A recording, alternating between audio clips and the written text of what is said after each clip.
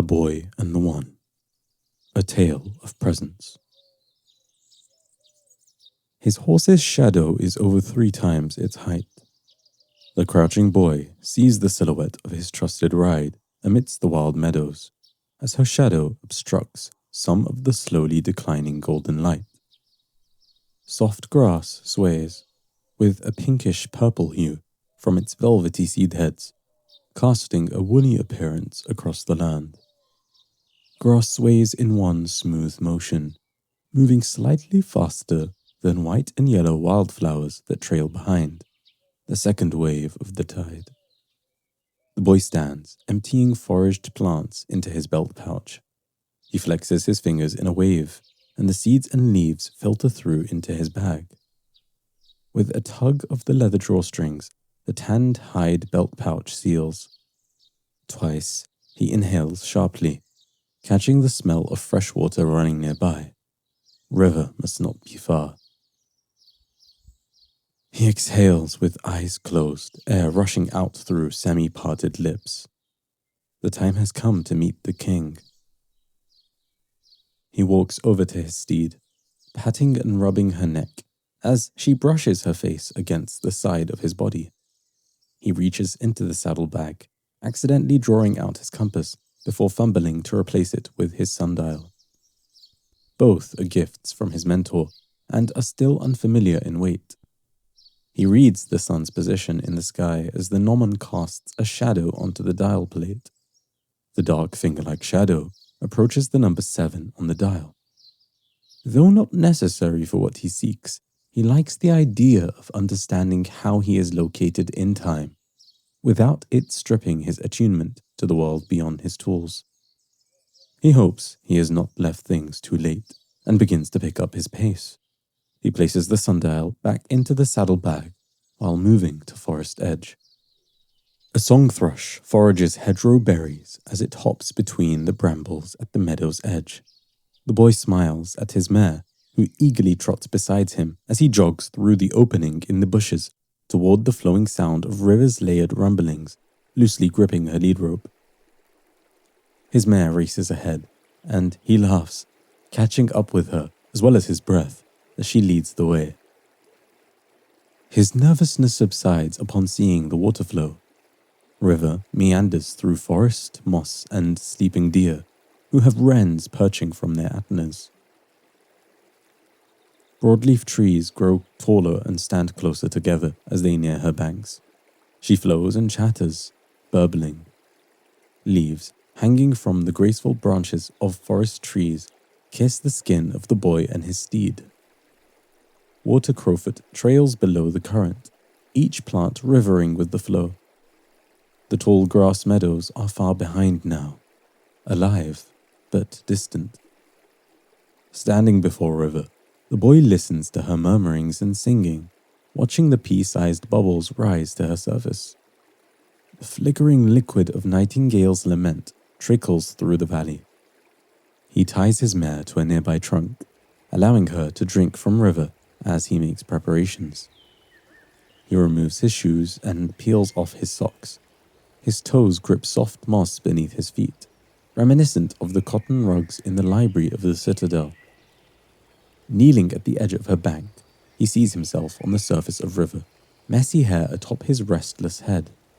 The reflection stares back at him, and the boy speaks the sacred name. His 2 hands plunge into the truthful cold. He must look his best before seeing the king. The sun has already delivered the message. The lordly king awaits his presence. His eyes smile as he pictures standing before his lord. The leaning boy pulls his hands back from River. He begins as he was taught. Droplets cling to his fingers as he brings them up to his face. He continues cleansing himself. Water runs down his face and onto his neck before pooling on his shirt. River washes away the weight of the day. He blinks hard to push stray droplets out of his eyes. He watches the droplets meet River's surface. The small drops cast rippling circles that spread much farther than their initial meeting point with River. He watches with intrigue and wonder. His damp fingers pinch the edge of his woolen robe to roll up his sleeves. A cool wind, visible on river's surface, blows the faint hairs on his arms like velvet soft grass on the meadow. He pictures all that his forearms have participated in since daybreak, as he continues enlivening his body with river. Her water clings to his arms, attracting the adornment, the declining golden light, which reflects on his body. Memories wash over him as he wipes his hands over his hair. He remembers being a young child when the king, through the village sage, taught him and his townsfolk how best to purify with well water, river, or sea. He washes the dirt and struggle from under his feet last, river softening his skin, carrying all away without judgment. Before standing from his hunched squat, he sees himself in the mostly settled water again. His reflection smiles back at him. River too.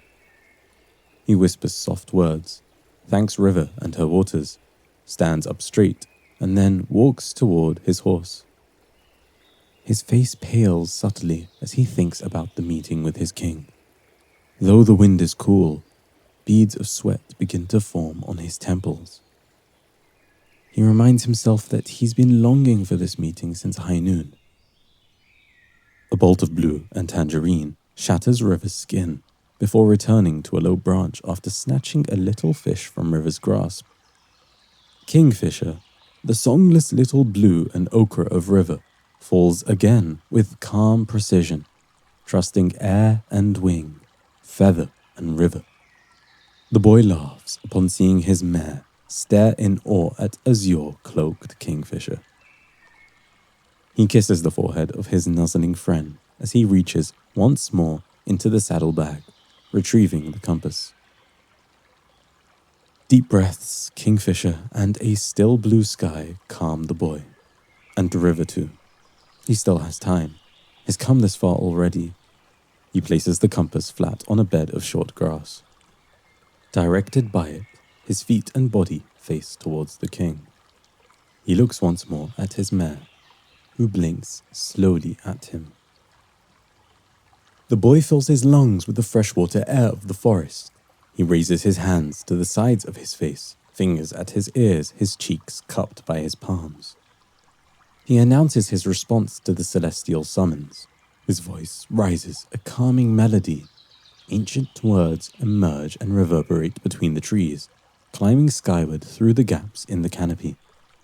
Nightingales hop, thrushes leap, and wrens dart as they sing with him, with their rich, flute-like notes bouncing on river. The music of the feathery ensemble twitches the ears of stirring red-roe deer.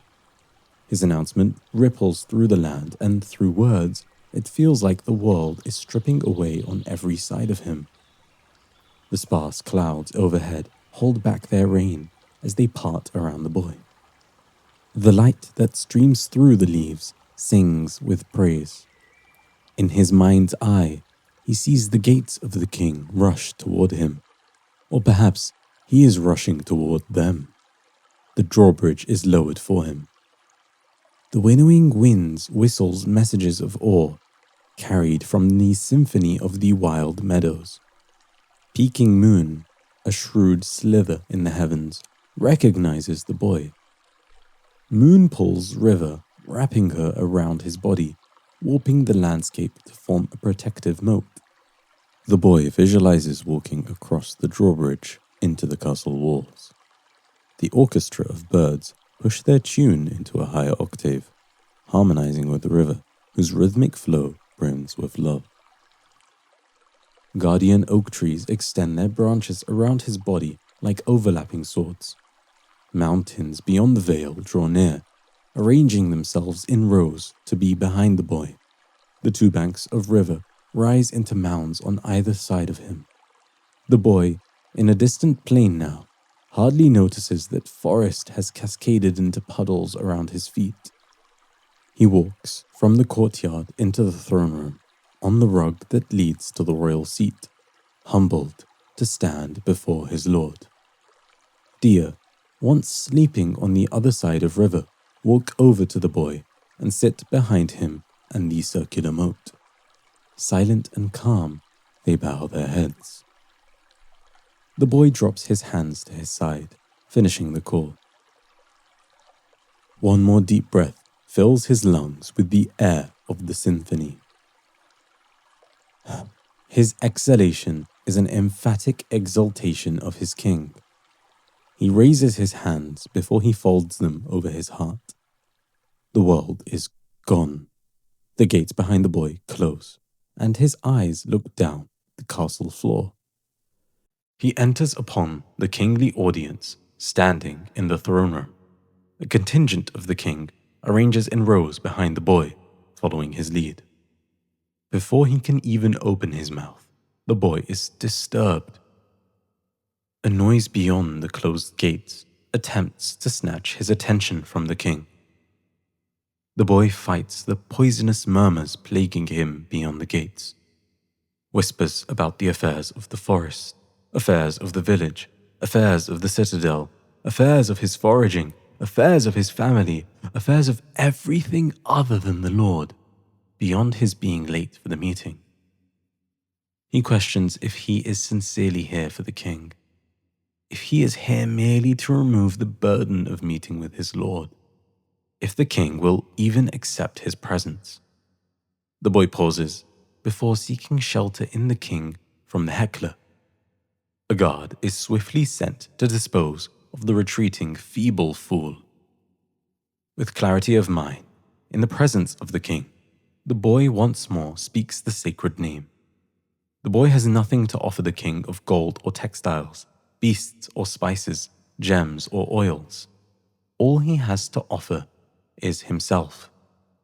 The king smiles upon him, for that is all the king wants. Again, the boy begins as the sage taught him. Precise words depart from his mouth. The words are a gift, a passage that belongs to the king, on loan to his faithful subjects. The company of the king, assembled in the audience chamber, galleries, and beneath the throne and its raised platform, requests the acceptance of the boy's return in the sight of their lord. The king listens attentively to the boy and is pleased to hear him so carefully return his words to him. The lord of the boy responds to each sentence he speaks, though imperceptible to the boy. The boy continues to deliver with clarity other words gifted by his grace. He stands for as long as he is meant to stand. Thereafter, his body folds at his waist. He lowers himself into a respectful bow. He takes a few deep breaths as his quiet voice quivers. He slows his tongue as he repeats until his heart finds stillness in the magnificence of his king.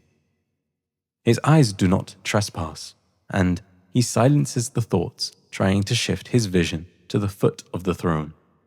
And he cannot see it, even if he wanted to. Not yet. Waves of warmth pulsate through the boy as he arises, thankful for the king. Thankful that his lord quelled his unease, thankful for being able to meet him, thankful for everything said and unsaid. He lauds his king with all the praise he can gather. His standing now is different.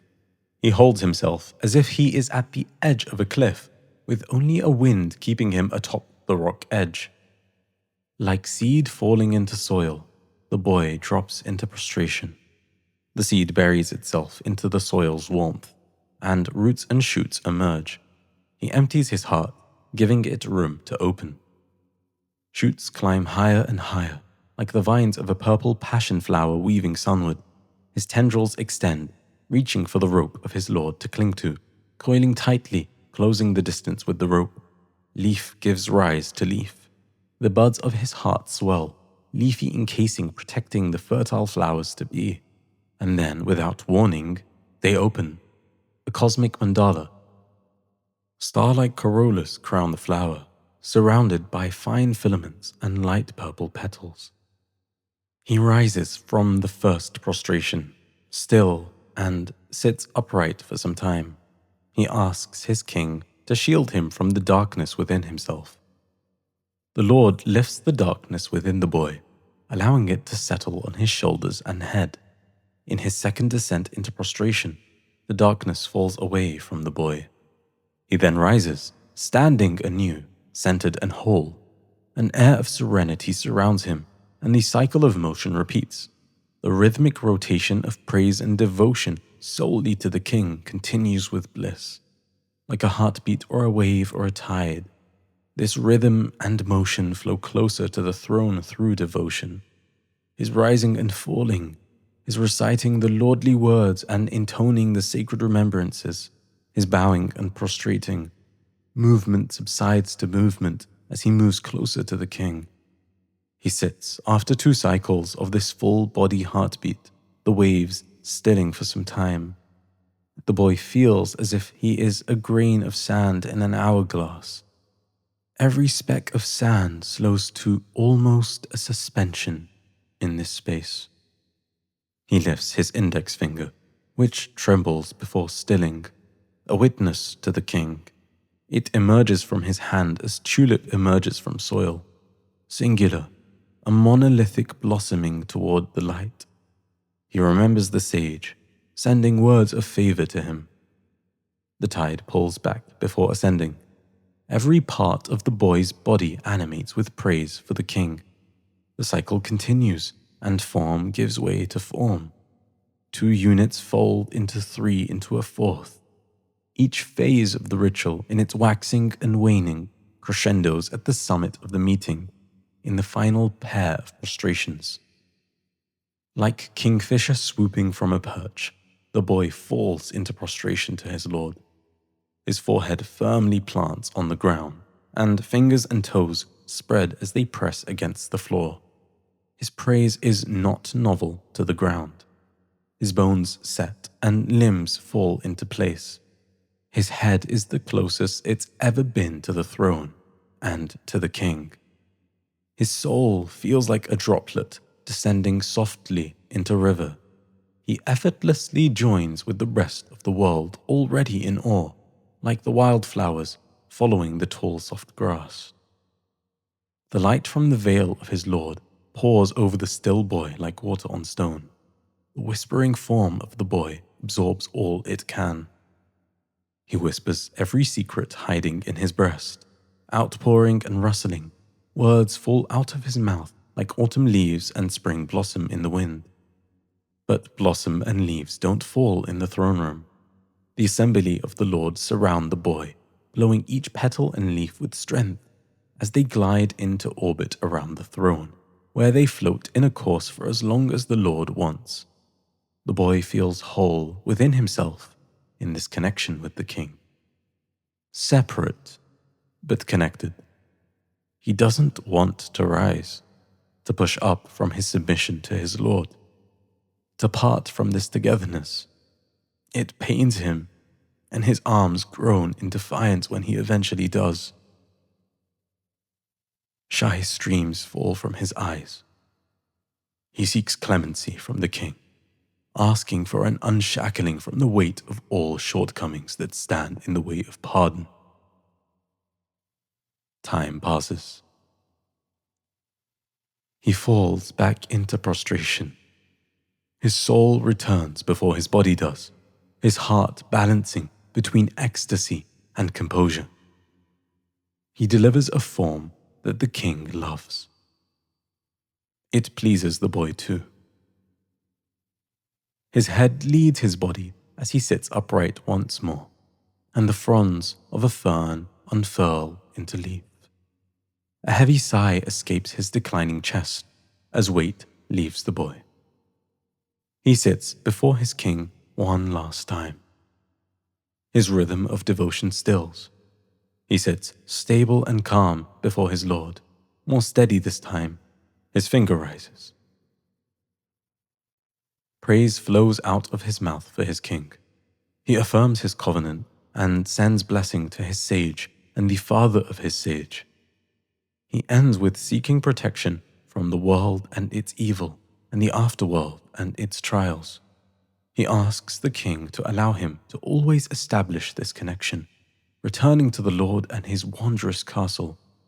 His neck, stationary the entire time thus far, moves his head to the right.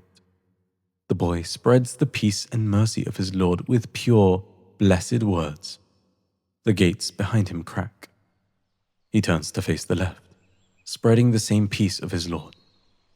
The gates swing open. The boy doesn't move, but curtains cascade around him, shrouding him from the throne room.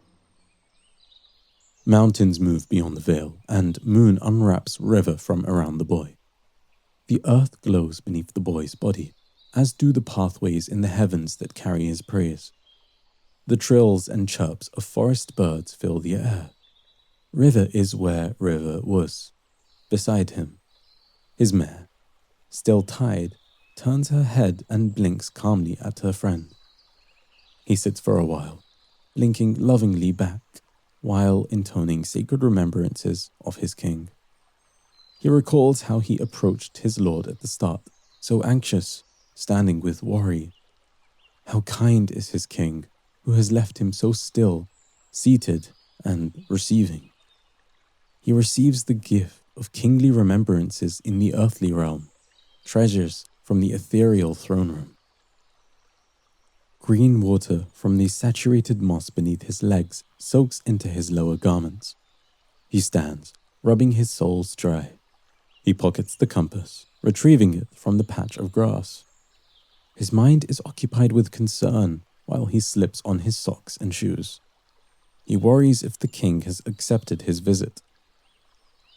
He unties his regal mare, who stands with strength. He finds hope in remembering his grace's mercy and loving words. The boy takes comfort in that. He walks back through soft grass meadows again toward the village.